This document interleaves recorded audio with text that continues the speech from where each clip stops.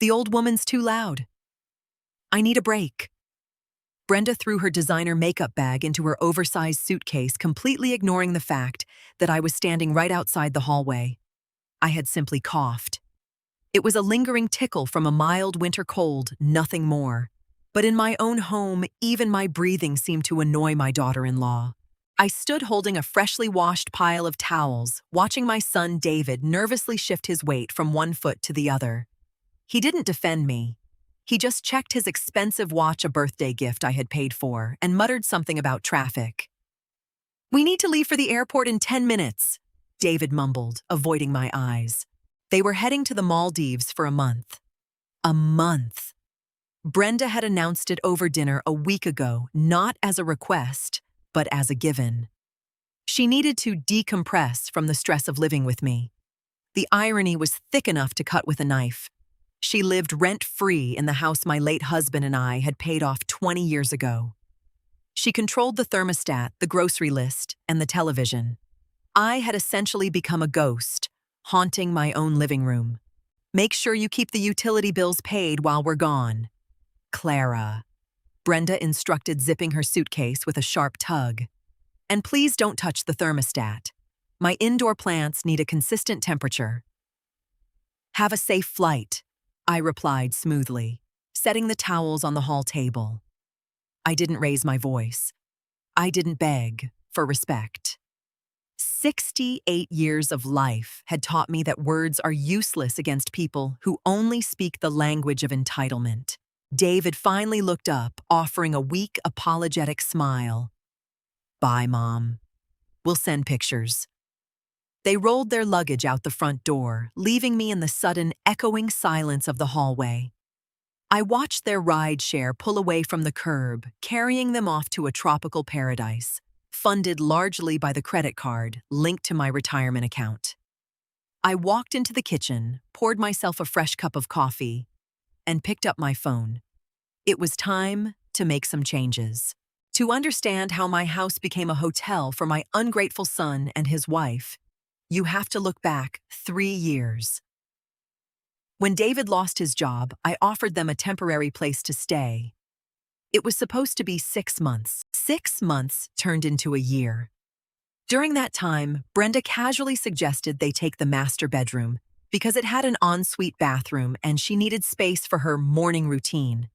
I agreed, thinking I was helping them get back on their feet.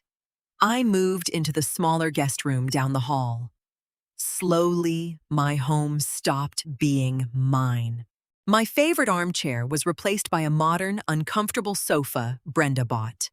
The family photos on the mantel were boxed up to make room for her minimalist aesthetic. When I cooked, she complained about the smell of onions. When I watched my evening programs, she sighed loudly from the kitchen until I turned the volume down to a whisper. I sipped my coffee, looking around the living room. It looked like a showroom devoid of any warmth or history. David had eventually found a new job, a good one, but they never brought up moving out. Why would they?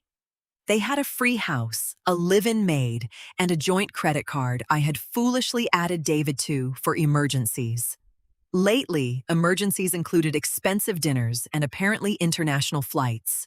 I walked down the hall and opened the door to the master bedroom. Clothes were thrown across the unmade bed. Wet towels ruined the hardwood floor. Empty coffee mugs sat on the antique nightstands my husband had restored by hand. Brenda treated this house with the carelessness of someone who had never worked for anything. I didn't feel like crying. I didn't feel victimized. I felt a cold, clear wave of clarity wash over me. I had allowed this out of a misplaced sense of maternal duty. I had let my boundaries dissolve because I wanted to keep the peace. I walked over to the nightstand, picked up one of the empty mugs, and tossed it into the trash can. The peace was over. I sat at the kitchen table, my laptop open. The screen glowed with the dashboard of my primary bank account. Years in hospital administration had taught me how to manage spreadsheets, track budgets, and eliminate unnecessary expenses. I was good at cutting waste. And right now, David and Brenda were a massive bleeding deficit on my balance sheet. I clicked on the credit card settings. There it was, the recent charge for the Maldives resort.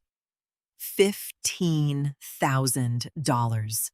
My chest tightened, but I forced my breathing to stay slow and steady. David had mentioned he was handling the bookings, but he never mentioned putting the entire luxury trip on my line of credit. He likely planned to pay it off slowly, leaving me to absorb the interest. Or worse, hoping I simply wouldn't notice. I didn't call him to argue. I didn't send a long emotional text demanding an explanation. I moved the cursor and clicked Remove Authorized User. A confirmation box popped up. I confirmed it. Just like that, the card David carried in his wallet became a useless piece of plastic. Next, I went to the joint checking account we had opened years ago to manage household expenses. Over the past year, it had morphed into Brenda's personal shopping fund. I transferred the entire balance my money from my pension into my private solo account. I closed the laptop and took a deep breath. The financial cord was officially cut. I walked into the garage and grabbed a stack of heavy-duty moving boxes. I carried them into the master bedroom and dropped them onto the floor with a satisfying thud. My joints ached slightly, but adrenaline easily pushed the discomfort aside. I opened Brenda's closet. Rows of designer dresses, expensive shoes, and expensive handbags stared back at me. I didn't ruin anything. I didn't throw her belongings out onto the lawn like a dramatic character in a soap opera. I carefully, methodically folded her clothes and placed them into the boxes. Let's see how much she enjoys her tropical getaway when she realizes the safety net is gone. It took me 3 full days to pack up the master bedroom. I didn't rush. I worked precisely labeling every box with black marker. I enlisted the help of Arthur, a retired neighbor who still did odd jobs around the neighborhood. For $100 and a plate of homemade lasagna, he gladly helped me move the heavy furniture. We carried their massive modern bed frame out to the garage and brought my beautiful oak sleigh bed back into the master suite. "You're finally kicking the kids out, Clara." Arthur chuckled, wiping sweat from his forehead as we maneuvered the mattress. "They've outgrown the nest, Arthur," I replied, simply smoothing out my floral quilt over the mattress. It's time they learned how to fly without my credit card. Once my bedroom was restored to its former glory, I tackled the rest of the house. I boxed up Brenda's cold, abstract art and rehung the landscape paintings my husband had loved. I threw away the strange, unpronounceable health foods cluttering my pantry and stocked it with things I actually enjoyed eating. On the 5th day, my phone buzzed. It was David. I let it ring 3 times before answering. "Hello, David." "Mom, what is going on?" His voice was panicked, echoing slightly over the international connection. "My card just got declined at dinner. I tried logging into the joint account and it says 0. Did someone hack us?" "No one hacked anything," I stated, wiping down the kitchen counter. "I closed the joint account. I also removed you as an authorized user on my credit card." Dead silence on the other end. Then a sputtering sound. "You? What? Mom, we are in the middle of the Indian Ocean. The hotel requires a card on file for incidentals. You can't just cut us off." "You have your own bank accounts, David," I reminded him firmly. "You make 6 figures. Use your own money." "Brenda wanted to keep our savings intact for the new car," he protested. "That sounds like a problem between you and Brenda." I didn't raise my voice. I didn't offer a single apology. "Enjoy your vacation." I hung up the phone. I didn't stop at the accounts. Financial boundaries were only the first step. Physical boundaries were next. I drove down to a local storage facility and rented a 10 by 10 climate-controlled unit. I paid for 3 months in advance. Then I hired 2 local college students to load all 42 boxes of Brenda and David's belongings into a rental truck and move them into the unit. When the house was finally clear of their clutter, it felt as though I could breathe properly for the first time in 3 years. The air wasn't thick with tension or the overwhelming scent of Brenda's expensive synthetic room diffusers. It just smelled like lemon polish and old wood. It smelled like my home. Later that evening, my phone lit up with a barrage of text messages. They weren't from David.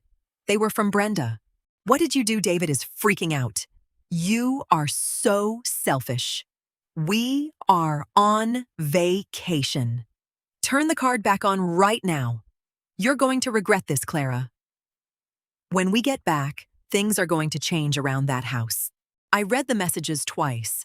The sheer audacity was almost impressive. She genuinely believed she held the authority in a house she didn't own. I didn't type out a long defense.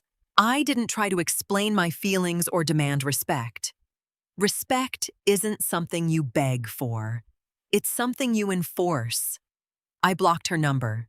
Then I blocked David's number. I set the phone on the coffee table, picked up my book, and settled into my newly reclaimed armchair. The silence in the house wasn't lonely. It was luxurious. A week of silence is a dangerous thing for people who rely entirely on your wallet.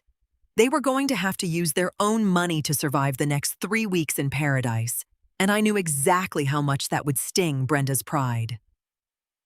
Tomorrow, I had an appointment with a locksmith. The locksmith arrived promptly at 9 in the morning. He was a young man whistling a cheerful tune as he swapped out the front door, back door, and garage door locks. "Lost your keys, ma'am?" he asked politely, handing me a shiny new set. "No." I smiled, sliding the cold metal into my pocket. "Just making sure the wrong ones don't work anymore." With the locks changed, the final piece of the puzzle was in place. The house was secure, my money was secure, my peace of mind was entirely my own. I spent the next 2 weeks doing exactly what I wanted to do. I watched my television shows at a normal volume. I cooked a fragrant pot of garlic and onion stew that filled the kitchen with wonderful smells. I walked around in my slippers and bathrobe until noon. I invited my old friend Sarah over for afternoon tea. We sat on the back patio, enjoying the crisp spring air. "I can't believe you actually did it, Clara." Sarah laughed, shaking her head. "I thought you were just going to let them run over you until you died." "So did I." I admitted taking a sip of Earl Grey. "But you reach a point where the fear of confrontation is outweighed by the exhaustion of being invisible. I shrank myself to fit into my own life, just to keep them happy.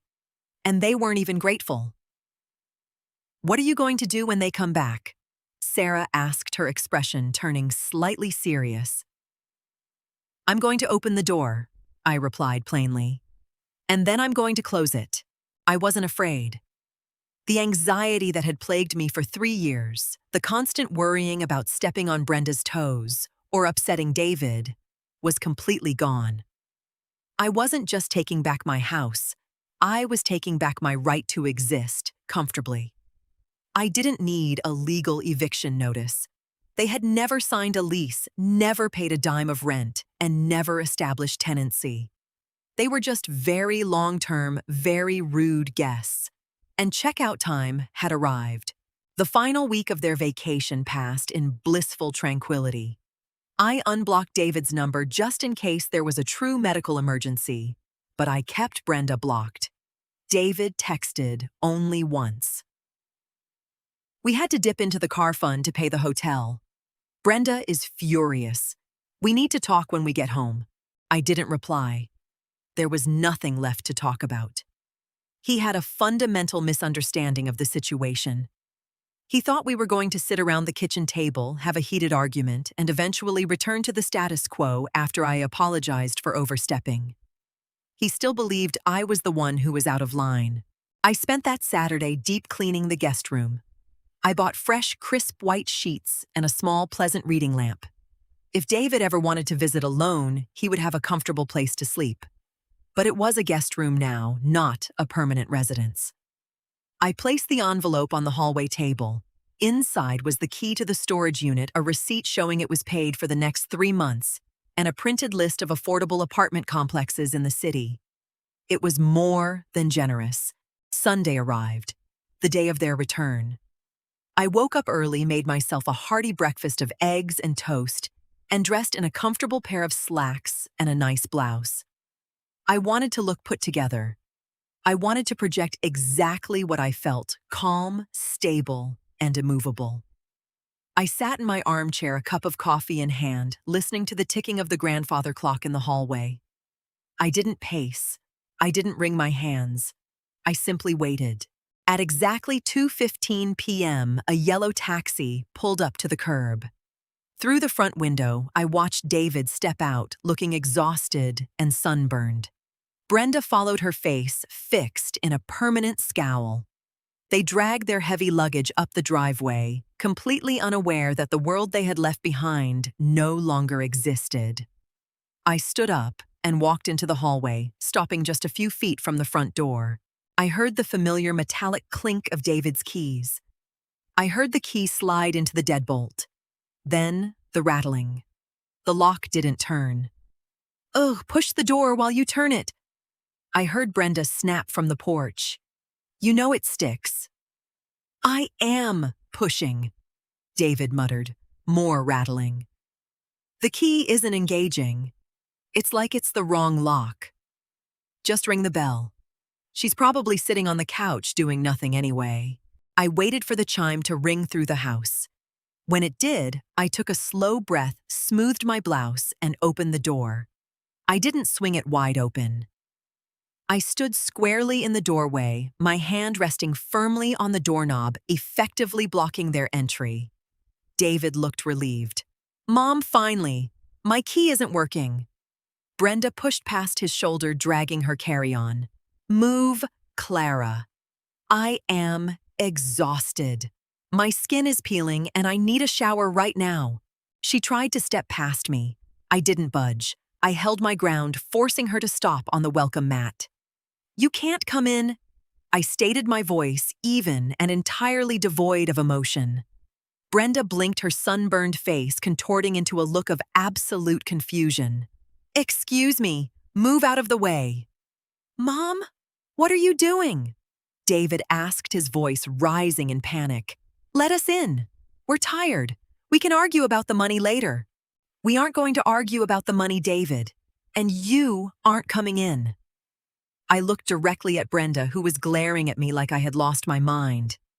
"You needed a break because I was too loud, so I gave you a permanent one. You don't live here anymore." Brenda scoffed, a harsh, ugly sound. "You're joking. You can't just lock us out. All our stuff is in there." She leaned to the side, trying to look past me down the hallway toward the master bedroom. From the doorway, Brenda had a clear view down the hall. The door to the master bedroom was open. She could see my oak sleigh bed, my floral quilt, and my antique nightstands. Her smug expression vanished, replaced by genuine shock. She dropped the handle of her suitcase. "The old woman's too loud. I need a break," my daughter-in-law said. Then she flew to the Maldives with her family for a month. When she finally came back, what she saw made her gasp. "No, no. I've lost everything. Where is my furniture?" Brenda demanded, her voice cracking. "Where are my clothes, my bags? What did you do with my things?" I picked up the envelope from the hall table and held it out to David. His hand was shaking as he took it. "Your belongings are carefully packed in a climate-controlled storage unit," I explained calmly. "The address and the key are in that envelope. I've paid for the next 3 months. I also included a list of apartments in your price range. Since you aren't paying my mortgage or stealing from my accounts anymore, you should easily be able to afford a deposit." You packed my stuff," Brenda stammered, stepping backward as if she had been slapped. "You had no right. This is my house too." "No, Brenda," I corrected gently but firmly. "This is my house. You were a guest. A very rude, very expensive guest who overstayed her welcome. And now the visit is over." David looked at the envelope, then at me. Mom, please. We have nowhere to go tonight. Just let us in. We'll figure it out tomorrow. You can stay at a hotel, I answered. You have your own money now. This is illegal, Brenda shrieked. I'll call the police. You can't evict us without notice. You aren't tenants, I replied. You never paid rent. You have no mail here in your name. If you call the police, I will simply show them the deed to my house and ask them to remove trespassers from my porch. Brenda stood frozen, realizing her threats held absolutely no weight. She had nothing to leverage. She didn't own the property, she didn't control the finances, and she could no longer intimidate me. Come on, Brenda. David muttered, his shoulders slumped in defeat. He grabbed the handle of his suitcase. Let's just go. I am not leaving, she yelled. I'm closing the door now, I announced, ignoring her tantrum. I looked at my son one last time. David, when you figure out how to be an adult and how to respect your mother, you can call me. Until then, goodbye. I stepped back and firmly closed the heavy wooden door, flipping the deadbolt with a solid click. I stood in the hallway for a moment, listening. I heard Brenda yelling at David. I heard the wheels of their luggage scraping against the concrete as they walked back down the driveway. I watched through the peephole as they climbed back into the taxi they had just paid off. The car drove away, leaving my driveway empty and my life peaceful. A few weeks have passed since that day. The house is incredibly quiet, but it is a warm, comforting quiet. I sleep in my own bed. I watch television whenever I want. My bank account is recovering beautifully, and I no longer check my credit card statements with a sense of dread. David called me yesterday. He sounded tired. They are living in a small, cramped apartment across town. He apologized for his behavior, admitting he had let Brenda walk all over both of us because it was easier than fighting her. I accepted his apology, and we are planning to get coffee next week, just the two of us. Brenda refuses to speak to me, which I consider an absolute victory. I learned a valuable lesson.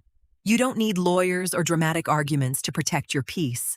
Sometimes all you need is a cardboard box, a new lock, and the courage to finally say, enough.